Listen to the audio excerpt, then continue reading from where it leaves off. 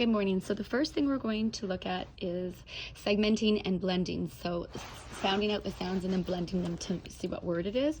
So one of the strategies I'm going to show you that's really important is to emphasize the sound boxes so that they can start to determine how many sounds that they hear, and they can break those sounds and start to understand what those sounds look like. So always start off with a box, and then each letter represents each sound that represents a box. So you can change up the medium. You can start with whiteboards and markers. Once they get bored, you can use like Play-Doh, magnetic letters, smelly markers. There's Wiki sticks, which are really cool at the dollar store. They're kind of like a waxy stick that you can shape. So just change up the medium, but the idea, I'll show you what the idea looks like. So you're going to start at the very top and work your way down as they understand. So the first one, you're going to get them to say and do and write. So you're going to do ah, and then the next one would be t, not ta, but t.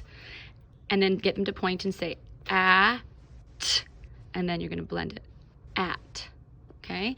Then you're going to get them to just erase the t sound. So you can just use their pen, their marker, and then put a m, not a m, but m. And then you're going to tap and say am, a, m. Blend it, am. Okay, and then you're going to go on to the next one. You're going to erase, okay, now I need you to erase the A and the M. Okay, and then you're going to do the same idea with the next one.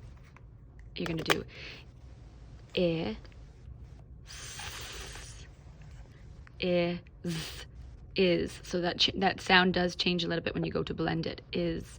And then you're going to take out this sound and put a T. Okay, and then you're going to do I, it, blend it, it.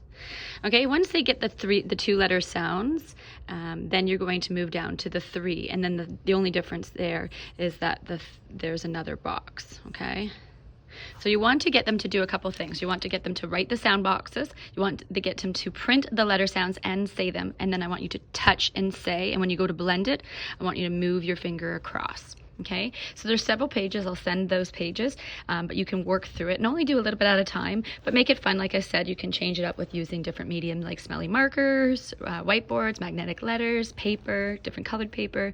So once they start to get bored, just change up the medium.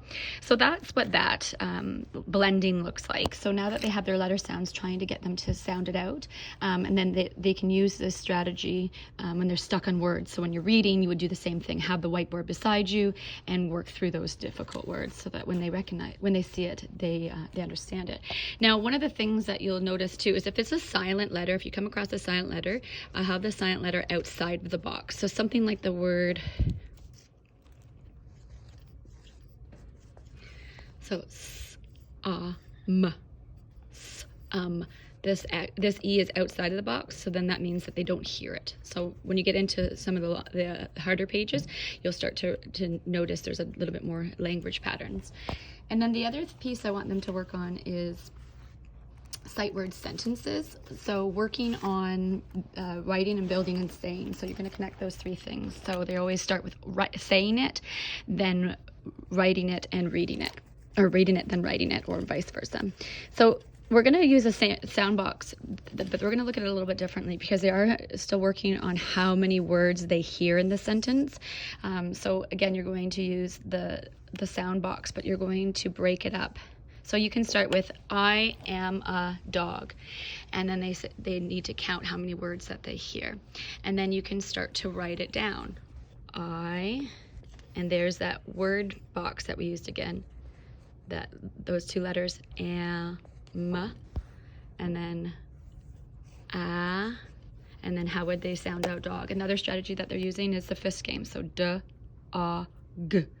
And try not to add the ah sound at the end of the letters. I know it's tricky because naturally we do, but it does make it a little bit difficult for them to blend the sound. Okay, and again, change the media, and you can cut it. You can write the sentences out for them and cut it out and have them put it together. So there's different ideas for that. But you're certainly just working through, and the goal is that it's building fluency. So they just need to read it automatically within a few seconds, and they're able to understand that this word am is the same every time I see it. Okay, so it's working through that. If you have any questions, just let me know. Thanks.